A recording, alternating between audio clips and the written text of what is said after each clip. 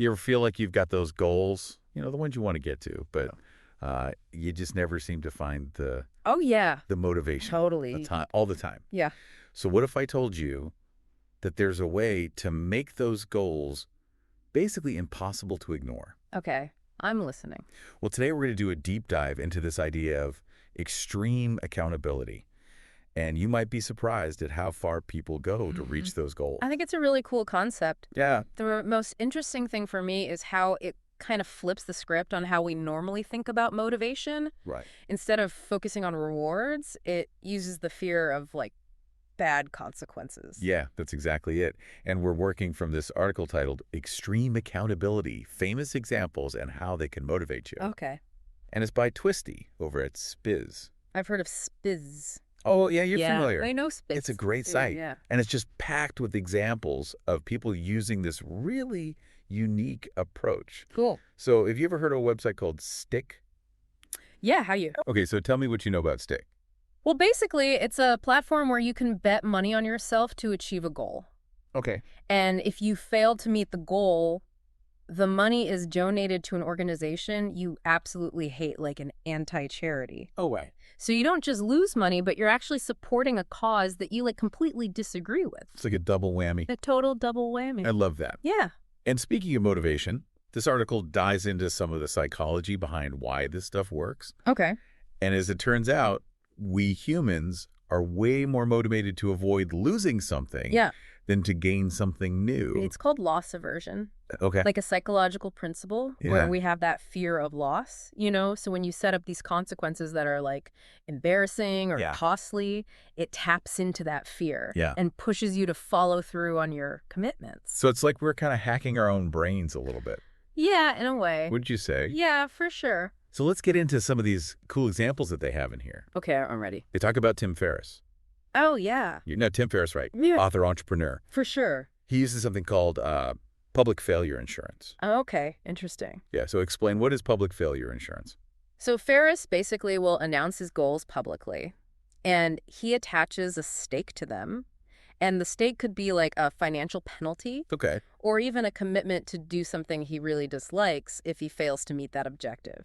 So by putting it all out there, he's creating this huge social pressure to succeed. Like he's turning the whole world into his accountability partner? Pretty much. Wow. Yeah. I like that. It's a bold strategy. Yeah. And it's interesting how that social pressure shows up so much in these different examples. Like Joe Rogan uses that a lot on his podcast. Oh, yeah, he does. He often has these fitness challenges with his guests. Yeah. And the loser has to face some kind of public embarrassment or some consequence. Right. And don't you think that also makes it way more entertaining? Oh, absolutely. It adds a whole layer of entertainment for the listener. Yeah, like who doesn't love a little drama? A little friendly competition. Exactly. But it also shows that this whole extreme accountability thing doesn't have to be like doom and gloom. Right. It can actually be fun. Yeah. If you involve other people. Absolutely. And the article talks about some historical examples of this too. Have you ever heard of Benjamin Franklin's Gento Club? I haven't. Tell me about that. Okay, so the Gento Club was this group that Franklin started, and they would meet every week. Okay. And discuss their personal and professional goals and hold each other accountable by sharing their progress and offering feedback. So it's like an early version of a mastermind group. Exactly. Yeah, like an early prototype. Wow. So even way back then, people understood the value of having that support system. For sure. And holding each other accountable. But it seems like these modern examples are taking it to a whole other level. Oh, definitely. The stakes are higher. Yeah, this article talks about Tony Robbins and his burn the boats mentality. Oh, yeah, the burn the boats analogy. Yeah. Explain that one to me. So it's basically the idea that you eliminate all your fallback options. Like you're going all in on your goal. Okay. And failure is just not an option. Wow. And the idea is to create this super high level of pressure. Yeah. That forces you to succeed. It's a very extreme approach. It is. And then they also talk about David Blaine. Oh, yeah, the illusionist. Seems like he embodies that burn the boats mentality with the stunts that he does. Totally. His stunts are like a perfect example of extreme accountability in action. Yeah. Like he announces these incredibly dangerous and challenging feats before he even attempts them. So imagine the pressure he must feel. I can't even imagine. The entire world watching, expecting him to deliver. It's like holding yourself accountable on a global scale. Exactly. But, this article also talks about some more, shall we say, approachable methods, Oh. like Jerry Seinfeld's "Don't Break the Chain" technique. Have you heard of that? I have, yeah. It's a classic. Okay, so tell everyone what that is. Yeah, so Seinfeld used a calendar, and he would mark off each day that he wrote jokes. Okay. His goal was to just keep a consistent chain of successful days going, and as the chain grew longer, it kind of fueled his motivation to continue. Yeah, it's a great way to visualize that progress. Absolutely. And now there are tons of apps that can help you do the same thing with, like, Oh, yeah. any kind of goal, you know. For sure, workouts, writing. Your habits. Habits, yeah, anything. Anything. It's like a digital version of Seinfeld's calendar. I love that. And then we also can't forget about the classic weight loss challenge. Oh, right. Which often uses public weigh-ins. Yeah, definitely adds a layer of accountability. Definitely. And they sometimes even take it a step further by having you wear like an embarrassing costume or do some silly dare if you don't reach your goal. I've seen those.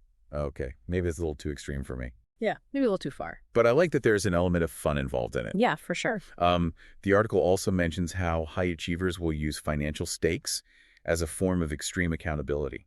Oh, yeah, like they'll pledge to donate a large sum of money to a cause they hate if they fail to reach their goal. It's like financial and reputational pressure all in one. It is, yeah, a powerful combination. Yeah, and then finally they wrap it up with an example that you might not expect: Mike Tyson. Oh, really? Interesting. Yeah, so during his comeback, he had really strict discipline, isolated himself, and then publicly declared what his goals were. So he created that external pressure to succeed. Exactly. Wow, that's a great example. So it's fascinating to see how even someone like Mike Tyson, who's known for his intensity and willpower, still wanted that external accountability to reach his goals. It shows you that this can be a powerful tool for anyone. Totally. No matter what your personality is or your field. So with all these crazy examples floating around in our heads, I'm kind of curious, where do we even begin if we want to try this ourselves? Well, the article has some really good tips on how to create a system that's personalized for you. Ooh, okay. And it all starts with... Hold that thought. We'll be back after a quick moment to explore how you can put extreme accountability to work for you. With defining clear and specific goals, you really need to hone in on exactly what you're aiming for. Okay. Before you can even think about holding yourself accountable. Right, like if my goal was be healthier. Yeah. That's not going to cut it. That's way too vague. You need something specific, measurable. Okay. So once you have that specific goal, okay, that's when things get interesting. You have to choose the stakes. Okay, so what kind of stakes? And this is where it becomes really personal. Are we talking about here, because we've talked about financial penalties, public declarations. Yeah. But the article hints at other options too. It really is about finding something that truly resonates with you. It could be financial, like we talked about, those anti-charity donations, or it could be social, like having to post a super embarrassing video of yourself online. Oh, no. Or maybe it's something physical, like committing to run an extra mile every time you miss a deadline. I like that one. Yeah. A little extra cardio. A little bit of a punishment, but also good for you. But it's got to be something that you really want to avoid. Absolutely. It needs to create that sense of urgency. Right. That actually pushes you to follow through. So it's not just like, oh, yeah, whatever. Yeah, it's got to have some teeth. It's got to be real. Yeah, and the article also mentions that involving other people can be a super effective way to increase that accountability. I can see that, having a friend or family member as an accountability partner. Exactly. They can provide support. These are your own personal cheering squad. Yeah. But they're also going to call you out when you're slacking. Right. They keep you honest. Exactly. And that leads us to another important thing, which is tracking your progress. Okay. Whether you use an app, a calendar, just a notebook even, having a visual representation of your progress can be super motivating. It's like you can really see how far you've come. Right. And how much closer you are to that goal. Exactly. And it helps you to identify any patterns or roadblocks that you might be hitting. Okay. Like if you see that you consistently struggle on certain days or with specific tasks, then you can adjust your approach. Yeah. So you can tweak things. Exactly. You got to be strategic about it. So it's not just about like pushing forward blindly. No, it's about working smarter, not harder. I like that. Okay, so we've got to celebrate those wins. Yes. Along the way. Absolutely. Don't forget to celebrate your wins. I know it's easy to get so caught up in like the end goal. Right. That we forget to acknowledge all those little victories. Those small wins can be huge motivators. Yeah, it's like giving yourself that pat on the back to keep going. You deserve it. So, okay, we've got Defining specific goals. Yes. We've got choosing those meaningful stakes involving others, tracking our progress, celebrating our wins. That sounds like a recipe for extreme accountability success. It is, but I do want to say that this approach, it's not for everyone you know. It requires a certain level of commitment and willingness to push yourself outside of your comfort zone. It's not about punishing yourself. No, it's not about being negative. It's about really harnessing that motivation. Exactly. You're harnessing those powerful forces to achieve something you really care about. Yeah. I love how all these different examples in this article. Yeah. These are people who have done some amazing things. Incredible things. Using this, and it's like they've unlocked a secret level. It is like a secret level. Of motivation that the rest of us haven't even tapped into yet. Right. We all have that potential. What if the key to all of this isn't just about willpower? Yeah. But it's about finding the right stakes that make reaching those goals almost like... It's about finding the right leverage points in your own psychology. It's like we're hacking our own psychology in a way. It is, in a way. So as you're listening to this, we want you to think about what really stood out to you. Was there a specific example that sparked an idea that made you think, maybe I could try that? You don't have to dive into the deep end of extreme accountability all at once. Right. Take it slow. You can start with just one small goal. Okay. And experiment with a new way to hold yourself accountable. So maybe I just tell one of my friends what my goal is. Right. Or create a mini reward system for yourself. Yeah. Even those small steps towards greater accountability can have a ripple effect on your life. This has been an incredible deep dive. It has. It's amazing to see what people can do. It's really inspiring. When they find that right motivation. And that right system. So as we wrap this up, I want to leave you with one final thought to ponder. Okay. What if we've been thinking about motivation all wrong this whole time? What if, instead of chasing those carrots, the rewards, we should be strategically placing sticks? The consequences. Yeah, it's a pretty radical idea. It is a new way of looking at things. But maybe, just maybe, it holds the key to unlocking a whole new level of achievement for ourselves. It could change everything. Thanks for joining us on the deep dive. It was a good one. We'll catch you next time for another exploration of human behavior and all those crazy things we do to reach our goals. Yeah, it really is a different way to think about things. You know, we're so used to thinking about rewards. And positive reinforcement, but... it's like the carrot and the stick approach. Yeah.